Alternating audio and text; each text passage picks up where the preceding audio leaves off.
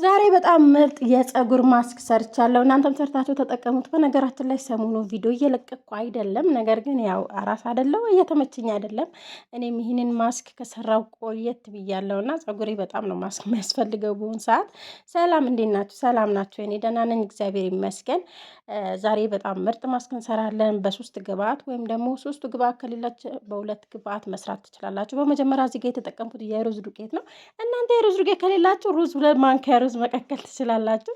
ያው አብዛኞቻችሁ ኮመንታችሁ ፈን ነው የሚያደርገኝ እና የሩዙ ዱቄት ከየት እናምጣው እያላችሁ ስለሆነ የሩዙ ዱቄት መፍጨት ይቻላል። ቀላል ነው፣ ያው ለራሳችሁ ቦታ ከሰጣችሁ ማለት ነው። ከዛ በኋላ የሩዙ ዱቄት በጥብጬው እንደዚህ እሳት ላይ አቆይቼዋለሁኝ። ቢያንስ ለአንድ 5 ደቂቃ ነው። 5 ደቂቃ የማይፈጅም። እዚህ ጋር ጋዝ ላይ ነበር የጣድኩት፣ ወዲያውኑ ነው የደረሰልኝ እና ያው ልጆች አስተኝቼ የለ በዛ ነው እና እንደዚህ የሰራሁት። ከዛ ይህንን ክሬም ራሱ እንደዚህ መቀባት ትችላላችሁ። እዚህ ጋር አንዴ ተልባ ገብቶብኝ ነበር፣ እሱ ነው ያወጣሁት። ከዛ በኋላ እዚህ ጋር አቮካዶ ነበረኝ።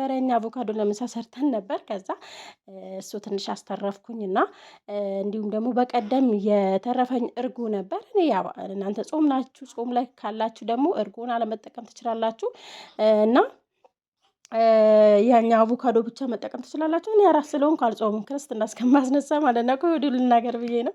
አንቺ አትጾምም እንዴ እንዳትሉኝ፣ በኮመንት እንዳትወርድብኝ ማለት ነው። ከዛ በኋላ እነዛ ብቻ መጠቀም ትችላላችሁ። በመጨረሻ እንደዚህ አብሮ ፈጭቼዋለሁ። ከፈጨው በኋላ ፀጉሬ ተቀብቼ ቢያንስ ለ30 ደቂቃ ለ40 ደቂቃ ነው ያቆየሁት። ብዙም አላቆየሁትም። በማታ ነበር የተቀባሁት እና ለ2 ሰዓት ባቆየው ደስ ይለኝ ነበር፣ ግን ግማሹን አስቀምጬዋለሁ፣ ግማሹን ነገ እቀባዋለሁ። ፍሪጅ ውስጥ አስቀምጬዋለሁ። ምንም አይበላሽም። ለማንኛውም ቪዲዮ ከተፈጣጠነባችሁ ዩቲዩብ ላይ ሄዳችሁ ማየት ትችላላችሁ። መልካም ቆይታ ይሁንላችሁ። ባይ። ፎሎ አድርጉ፣ ላይክ አድርጉ። በጣም ምርጥ የፊት ማስክ ለፊታችሁ ጥራት የሚሆን እንዲሁም ደግሞ በአሁኑ ሰዓት እንቅልፍ ያስቸግራችኋል እና ፊታችሁ ሊጠቁር ይችላል በምግብ በተለያየ ነገር እና እንደዚህ እያደረጋችሁ መስራት ትችላላችሁ። ዛሬ የተጠቀምኩት ጃኮ ኮፊ ወይም ደግሞ የኛው ጎልድ ኮፊ ነው። እናንተ ቡና ካላችሁ ያኛው የኢትዮጵያ ቡና ካላችሁ በሱ መጠቀም ትችላላችሁ። እንዲሁም ደግሞ ንስካፌ ያኛው ንስካፌ ወዲያውኑ ይቀልጣል። ይሄኛው ግን ማለት ነው በጣም ከባድ ነው፣ ቶሎ አይቀልጥም።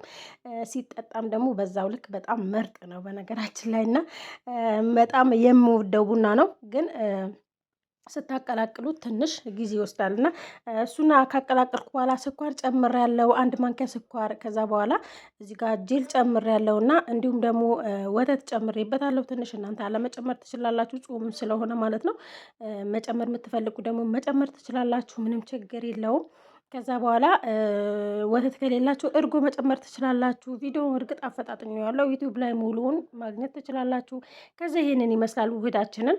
ከዛ ቤቢ ኦይል ጨምሬያለሁ፣ እናንተ ያላችሁ መጨመር ትችላላችሁ። ይሄንን ይመስላል። ከዛ በኋላ እንግዲህ ለዛሬ የሚሆነኝ ነበር። ከዛ በኋላ እንደዚህ ከተቀባችሁ በኋላ ቢያንስ ለ30 ደቂቃ ብታቆዩት ድርቅ ይላል እና ፊታችሁ እንዴት እንደሚያብለጨልጭ ራሱ እና ያብረቀረቃል። ልክ እንደ ብርጭቆ ነው የሚሆንላችሁ። በዚህ አጋጣሚ ሰርታችሁ ተጠቀሙት፣ ሞክሩት። ሁሌ ፊታችሁ የተበላሸ ከሆነ ደጋግማችሁ ተጠቀሙት፣ በአንድ ጊዜ ፊት ለውጥ ስለማይሰጥ ማለት ነው እና ከዛ በኋላ እንደዛ ያደረጋችሁ ሞክሩት።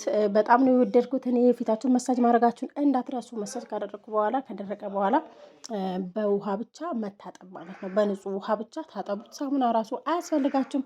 ለማንኛውም ፎሎ ማድረጋችሁን እንዳትረሱ። በሌላ ቪዲዮ እንገናኛለን እንደ እግዚአብሔር ፍቃድ። በያላችሁበት ሰላማችሁ ይብዛ። የምታበረታቱኝ በጣም አመሰግናለሁ። ቻናሌን ገብታችሁ የገጠር ልጅ ብላችሁ ሰብስክራይብ አድርጉልኝ። ምን ችግር አለ? አበረታ